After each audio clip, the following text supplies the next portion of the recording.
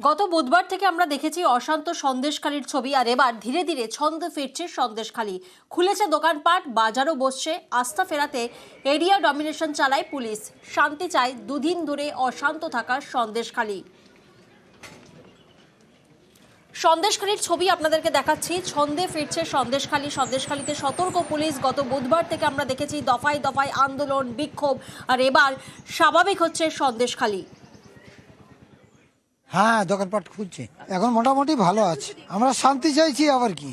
আমরা স্বাভাবিক যেরকম ছিল ওরকম হলেই মানুষের ভালো হয়, এটাই মোটামুটি। এখন তো দেখছি, এই তো এসছি, দেখছি তো খুলছে। হ্যাঁ, এখন ঠিক আছে, দেখছি তো, বেরিয়ে এলাম তো, অসুবিধা হলো না।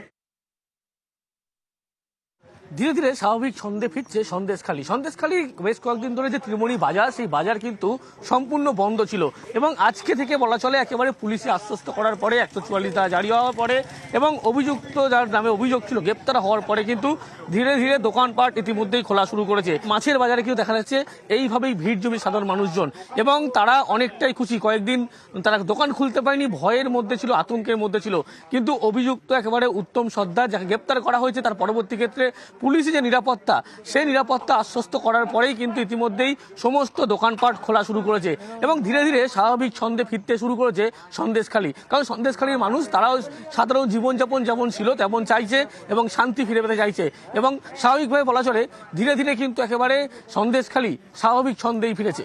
ক্যামেরায় শুভেন্দু চট্টোপাধ্যায়ের সঙ্গে অনুপ চক্রবর্তী, নিউজ 18 বাংলা, সন্দেশখালী।